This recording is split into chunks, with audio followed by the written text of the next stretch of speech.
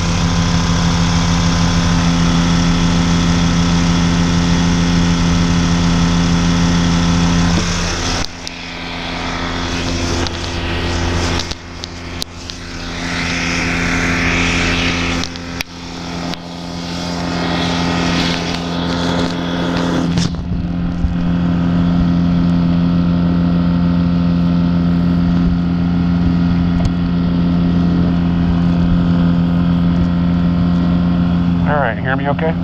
Loud and clear.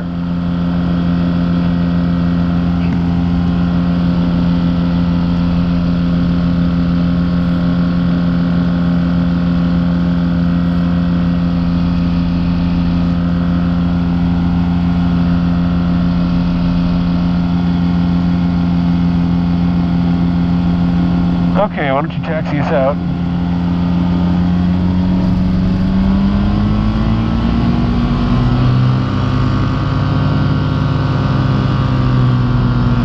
We're going back to 1.7, right? Yeah. So I'll make a just right up front here, and then we'll backtrack. Right. Okay. Make a right, and then go to the dirt taxiway and make another right.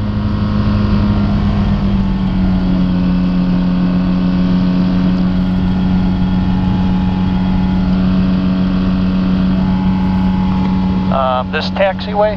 No, this is just the hangar access. Go to the next one.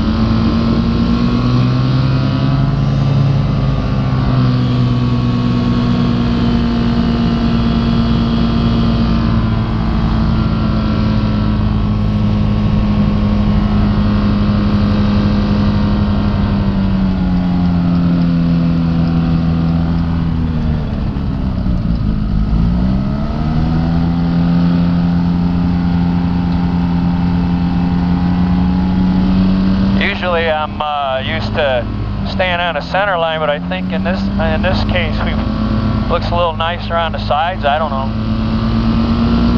Yeah, very well could be. From the back seat, I tend to taxi over to the side a little bit. That way I can do a nice little S-turn, and I don't run out of room. Just so I can lean out a little.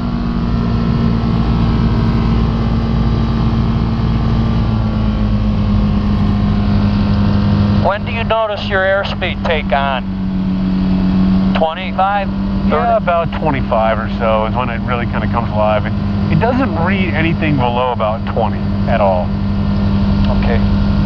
So, like even right now, it's just still hovering on the stop. So if it's at 20, it's not reading accurate. It's just kind of sitting at the zero. When you get about 25, you know it's starting to kind of come alive. And when you get close to 30, it's reading pretty accurate by that point. Or at least I should say it's reading reliably. It may not be accurate at 30, but So, do you think I fly as good as Nicolette? Or is she still better than me? Well, she hasn't really started doing a lot of flying. Isaac is doing quite a bit. Isaac's doing, he's doing well. Nicolette is still a little bit small for everything. She can't quite reach the rudder pedals, and so she needs another year or so before she'll really be ready. She's too cute. She's gonna do fine. She'll be flying Alaska probably. Yeah.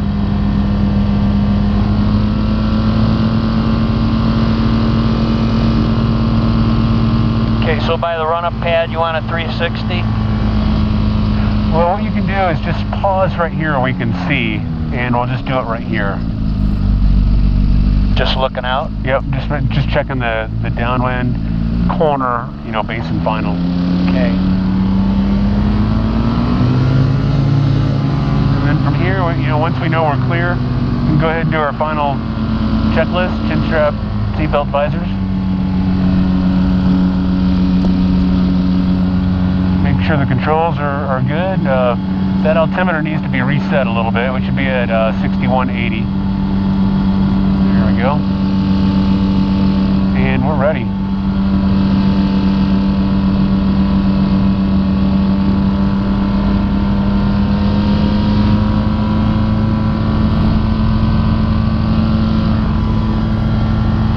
Okay, still clear on the right.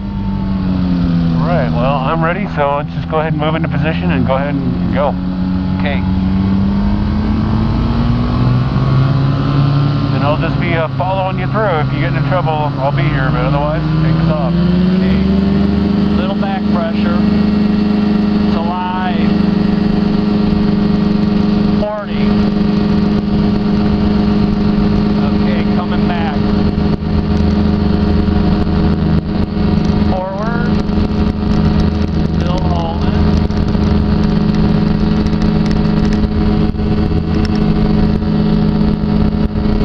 Well, so did I get a little squirrely on that? But I felt okay. Yeah, it felt okay. It was a little bit too much control on the pitch, but not bad. Okay. Nothing dangerous or anything. All right. Yeah, I didn't feel worried, but yeah, I will. My aggression will get better as time goes, and instruments look good. Half tank. So at the end, the numbers go into crosswind. No, we need to climb. Okay. We're only at 150 feet right now. So just go ahead and climb out, straight out and out. We want to climb between 55 and 60 until we get at least 6,500, and then we can turn crosswind. Okay. That's what I needed to know.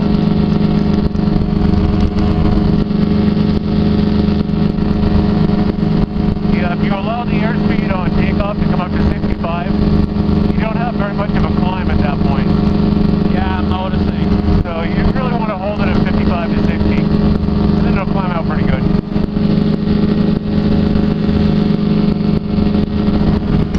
Yeah, I'm seeing that. Very good.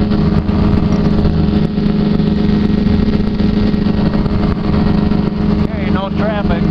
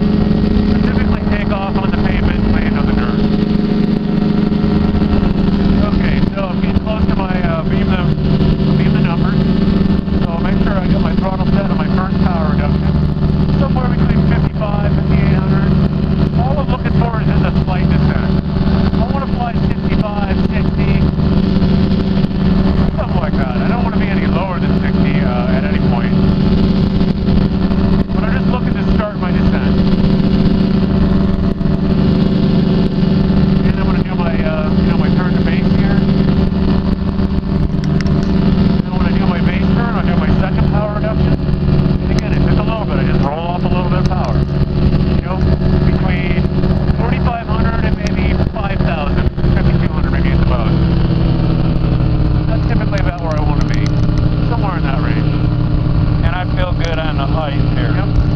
So I'm watching my airspeed. I want to try and stabilize at 60.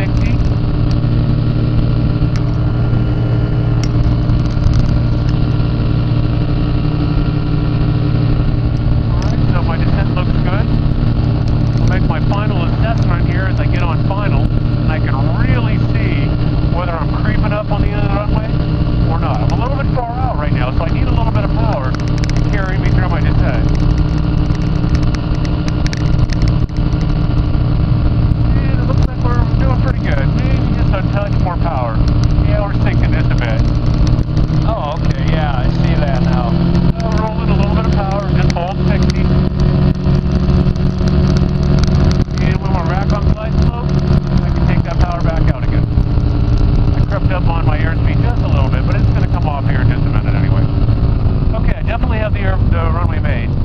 So I can bring the power back. I'm going to hold my 60. And I don't want to get too slow. I don't want to start flaring too soon. Correct. Because, you know, I need that energy to round out. So I'm watching my 60. Just letting it descend. I don't want to start my flare. Gotta have some energy for the flare. And then right there, I start my round out and my flare. Very good. Now you can see right at the very end, see how the speed started to bleed off? Yeah. Because subconsciously, you're going to start pulling back. Trust me, I mean, I even find myself doing it. So you have to make a conscious effort in that last 50 feet or so to make sure you still have enough airspeed. And if that means you got to push forward on the stick, well, that's what you do. You push forward on the stick. If that means you need a touch of power, give it a touch of power.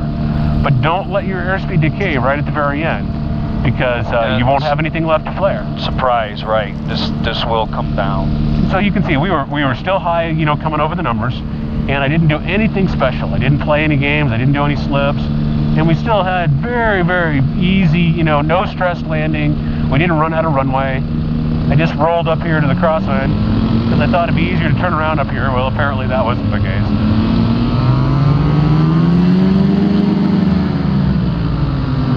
So don't let don't let it fall apart right at the end. So okay, I'm seeing that 60 is the golden number for sure, and as you approach in within a wingspan, which is ground effect, that's when you can call it good, and you're already still coming down, and then by approaching at 55, it bleeds off very quick. Yeah, and actually, I was actually in danger, and it may not look like it, I was actually in danger of allowing the airplane to get too slow. Gotcha. If I wouldn't have put the nose down as aggressively as I did right at the end, okay, we would have slowed down and we would have thumped in. Gotcha. Like I say, I was kind of on the borderline of, you know, danger zone there. Okay. And partly because I had pulled the power all the way off at that point. I like to keep just a touch of power in all the way down, because it gives you that little bit of energy that you need to flare, and just gives you a little bit more options. But because we were still high, I pulled it all the way off, even though kind of normally I don't. And I'm seeing that this isn't forgiving if you want to decide to change your numbers as far as slower, and I'm seeing that because it needs that to hold the energy. Yeah. So right at the very end, you got to be watching for it to get too slow, because you'll lose it at the very end. If you keep a little bit of power on, that really helps. So I probably should not have pulled the power off, just because it set kind of a bad precedent. Okay.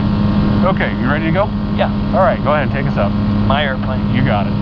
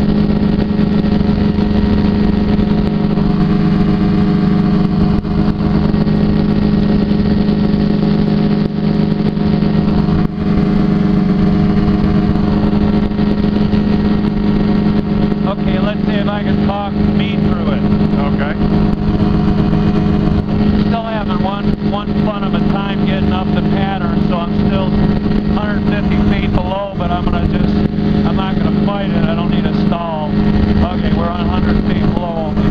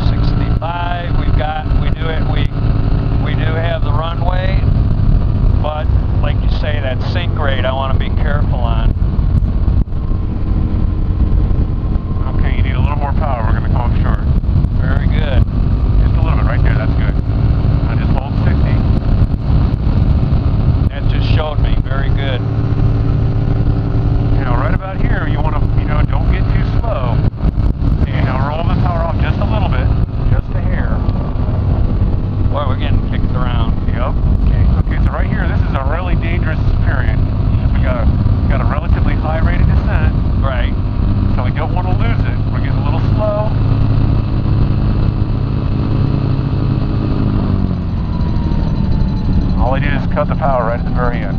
Very good.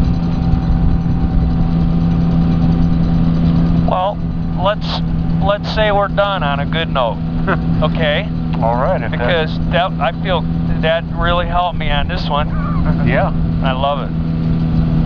Okay, so taxiing back. I mean, we'll do one more. I want to show you a good slip. I would love it. Let's do it. It's yours. I could stay here all night, but I don't want to hold you. Now, that particular landing that I was on, it's not. I know if I get more aggressive, I can, and of course practice. But it was squirrely due to wind, not just me. No, right? We hit a little bit of a burble in the wind. Yeah, okay, and that's... And really, that wasn't a problem. The only problem was that the burble caused the nose to climb up. And when the nose came up, you started bleeding off energy. Speed, right. The best response at that point would have been to get the nose back down to the right pitch angle and then just let it settle back out. Gotcha. But we lost a little bit of energy, you know, because the nose was up there for a bit. And we had a little bit left to work with, but we were running out quick. By the time we touched down, we were done. We had nothing left. Gotcha. Which is not a bad technique, but again, it's one of those things, you know, you don't want to run out before you're done, because then you're in trouble. Okay, that's gonna be the law, and I know I'm letting that soak in. And if you level out above the runway at 2 feet, even if you're doing, you know, 65 miles an hour at 2 feet and essentially level with no power, you're okay. You're going to bleed off relatively quick. You're not going to float to the other end of the runway. That's what I'm starting to notice. This is, how do they call it? Low energy? It's just... Yeah. All clear.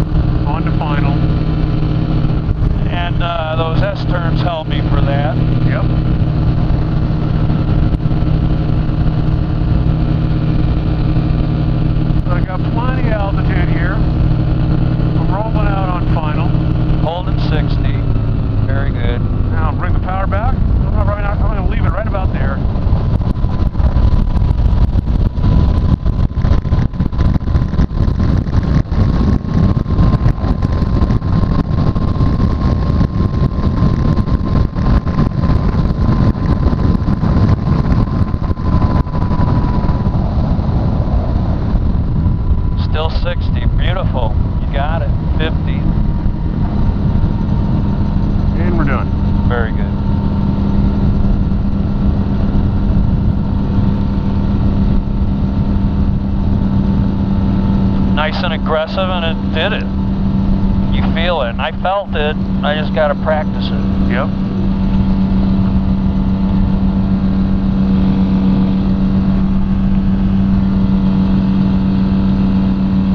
Okay, for Christmas, what do you want? Brakes? Because I grab these things, and I'm going to tell you, I think I can put my monkey arms out here and just grab my knuckles. Right, yeah, use some Flintstone brakes here. But this stops fast. There's nothing in the way. If you were on a really tight ramp or a lot of other airplanes, good brakes would really kind of be a nice insurance policy. Make sure you didn't actually, whack into somebody's tail or something like that. Yeah. But around here, it's just so flat and so open that it's perfect. Yeah, you get by with pretty much nothing.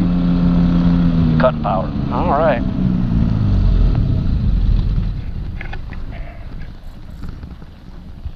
And that's got it. That's awesome.